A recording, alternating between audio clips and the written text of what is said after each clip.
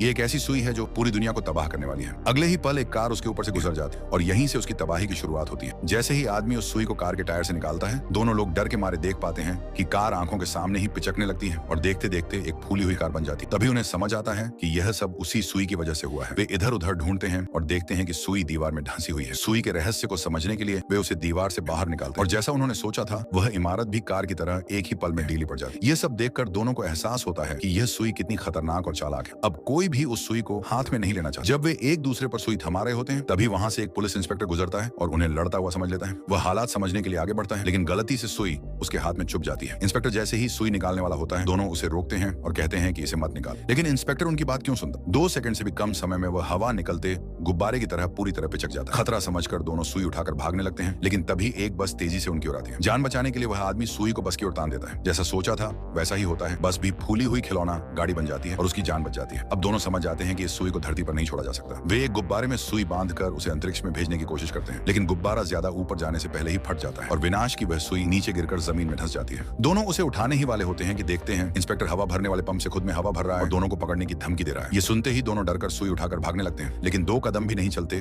कि हवा निकलने की आवाज सुनाई देती है। पीछे मुड़कर देखने पर वे डर जाते हैं, क्योंकि जमीन में एक बड़ा सा छेद हो गया है और उससे लगातार हवा निकल रही है। उसी पल पूरी दुनिया से हवा निकलने लगती है। यह देखकर दोनों समझ जाते हैं कि अब दुनिया का अंत तय है। आखिर में दोनों एक दूसरे को मजबूती से गले लगाते हैं और पृथ्वी के विनाश का इंतजार करते हैं।